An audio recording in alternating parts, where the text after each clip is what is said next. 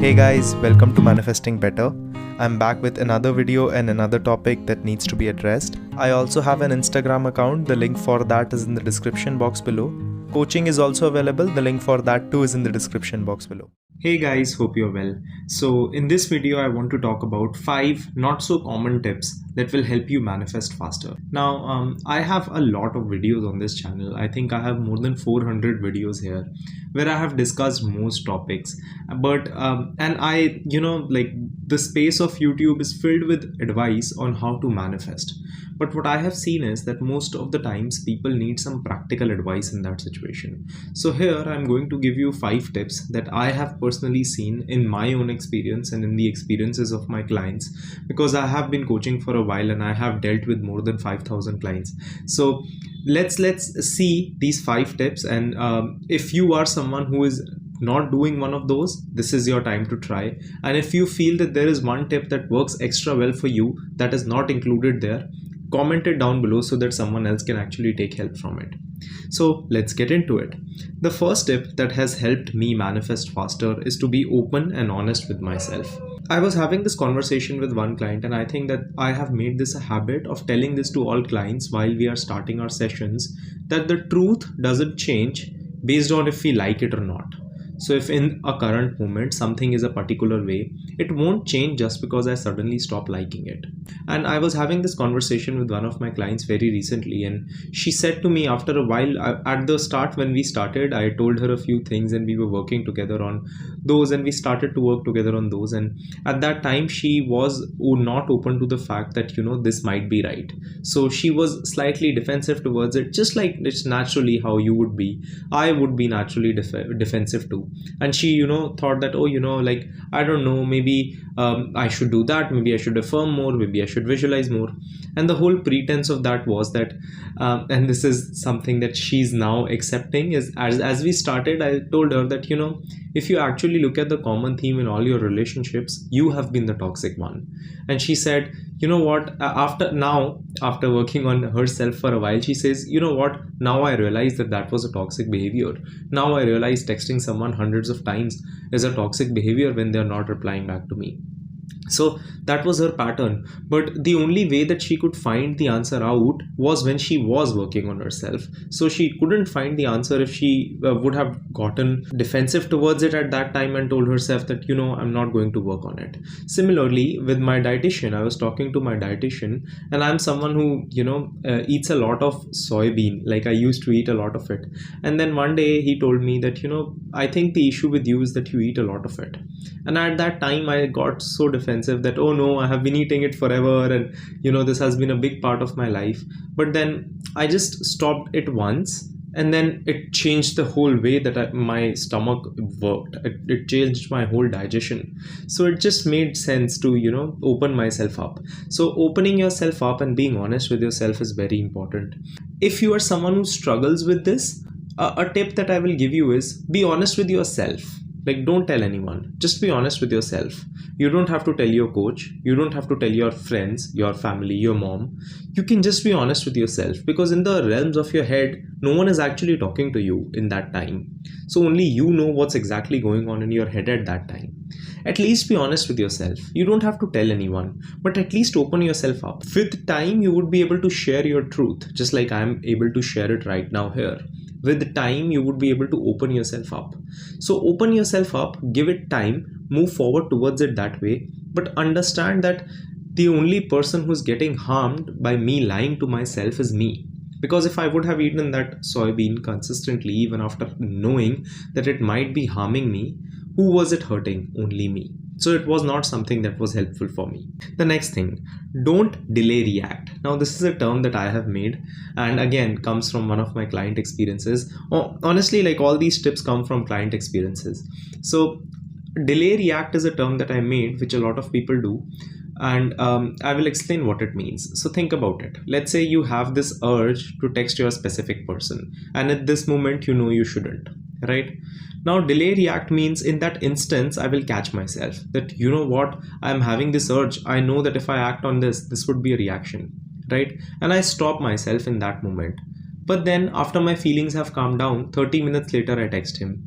Does not make sense. So delay reaction, I was another client that I was talking to, she said that, hey Karan, today's has been such a wonderful day. I had this small argument with one of my friends, and I could realize how I was just people pleasing her all the time, and I was just trying to do everything that she said she liked just because I wanted to be liked by her, and I could stand up for myself.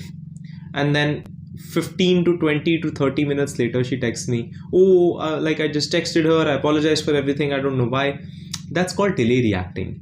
The reason that we delay react is that in the realms of that, when those feelings are high, you are feeling very, very high, your adrenaline is very, very high, you're feeling very confident, because in that moment you saw this feeling which wanted you to react and you didn't. So you feel confident in that moment. But when you're feeling confident in that moment and then instantly those feelings calm down, then the monkey mind starts talking that, oh, but what if you don't do this? Like, what if this friend is the only friend that you will ever have? Or what if you should just text your SP this one time? Maybe this one text message is the thing that changes it all. What if you don't do this? Like, that monkey mind is the thing that you need to stop, which is a part of resistance. How to handle resistance is already linked down below, so you can check it out. But understand that delay reactions are even worse than reactions, because it's a well thought of decision. In a reacting form, in that instance, it might be something that you did out of impulse, but in that one moment it's a decision, and if you take that decision once, you will take it again, which is something that we don't want. The next thing, stop running away from your feelings. Now, I think under the pretense of ignoring the physical world, a lot of times what has started to happen is that people have started to ignore how they feel. So for example, I am feeling triggered. Great. It's natural for me to feel triggered sometimes. If I would never feel triggered, I wouldn't be a human. So it's natural for me to be triggered sometimes, but I don't want to feel that feeling because it's uncomfortable. And because I don't want to deal with that uncomfortable feeling, I pretend it does not exist. But when I'm pretending it does not exist, I'm doing two things. First, when I'm ignoring the feeling that I'm feeling so hard, what I'm doing is I'm actually focusing more on it, because I'm telling myself I don't want to feel this way. I don't want to feel this way. I want to feel happy. But I am trying to take my focus away from something I feel right now. One, it does not help. The other thing that is harmful is that where is that feeling going? So where do you think that feeling is going? Because you're actually not going to the core of it. You're not going to the root of it. You're not feeling it. You're just suppressing it. It is bound to come out someday.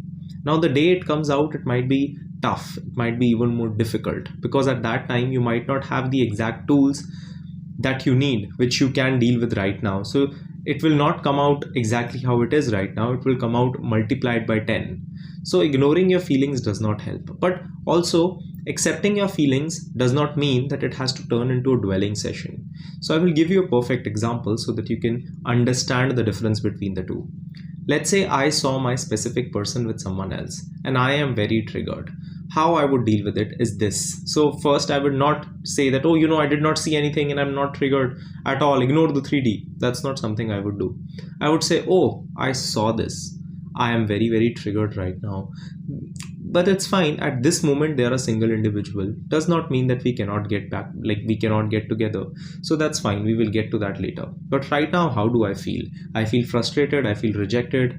I feel XYZ way. Okay, great. Why do I feel this way? Because I was expecting that by now I would have the manifestation and things like that, whatever it is. Great. So I was predicting the when and the how. Are they in my control? No. Okay. So let me pull myself out of it. How can I focus on making myself feel better right now? That's how I would go about it. Dwelling in the feeling, how it would look like is that, oh, I felt this way. And I am worrying about the how and the when. Till then it would remain the same. But then I would ask myself, oh, but what if we never get together? What if it does not ever happen? And it becomes a victimization cycle which does not really help. The next one, make your goal detachment. Oh, this has been one of the most amazing things. Make the end goal of your manifestation to be detached by it. Now I know it seems contradictory, but it works wonders. Always, whenever you are trying to manifest something, you have a desire towards something, tell yourself my end goal is to get detached by this desire. not to get it. And it's not because I don't want you to get it, it's because that will help you get it faster. But you have to be, again, the first point, honest with yourself on why you are doing it. So for example, I would want a specific person, or let's say I would want a particular job. I would ask myself, let me make my goal how to detach from this person so that I don't feel obsessed with this person ever again, or I don't feel the need for this person at all. You know what happens because of that is, when I make the goal detachment, I have automatically let go.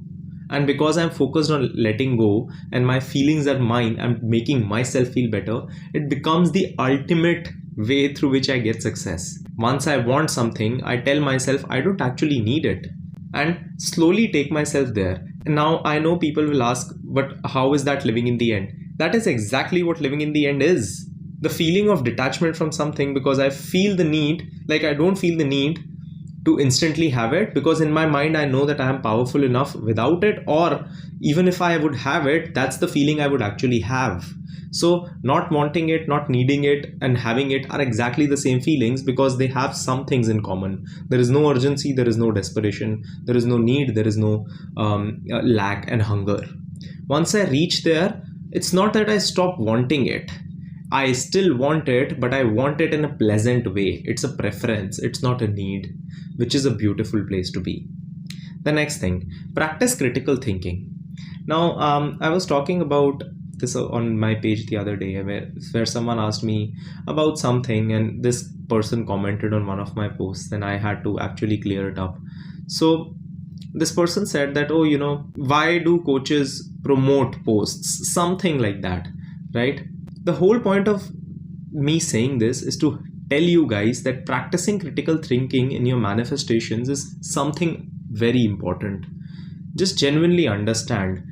When someone says, I can manifest anything that I want, so let me jump off the window and fly. I personally don't believe you can manifest everything that you want. Being very honest, I don't believe you can change your objective reality. I believe you can change your subjective reality. Let me explain the difference very quickly. The objective reality means things like gravity, things like I need sleep to function as a human, I need to eat food, right? But subjective reality is I can be great in relationships, I can have great money, I can manifest being in a particular city, in a particular place at some time. The reason I don't believe that, gravity is something that cannot be manifested against is because I have not seen it. So if you are someone who can manifest that, great, prove me wrong. I would really appreciate it.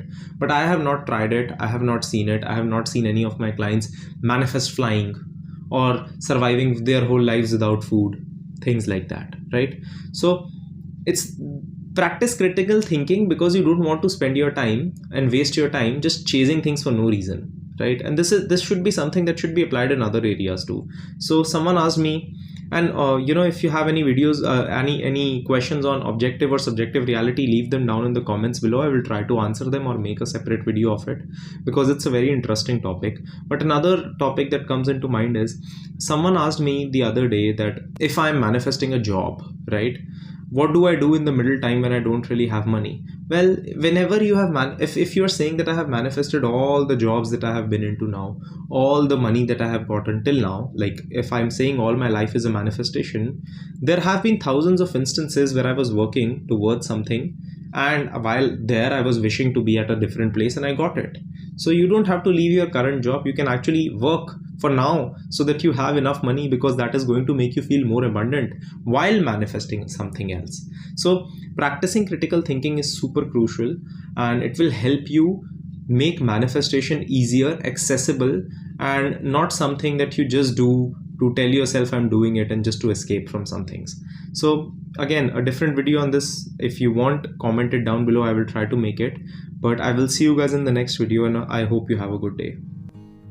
Click the like button if you liked the video. Subscribe and turn the notifications on for more such content. Comment down your video suggestions, and I will see you guys in the next one.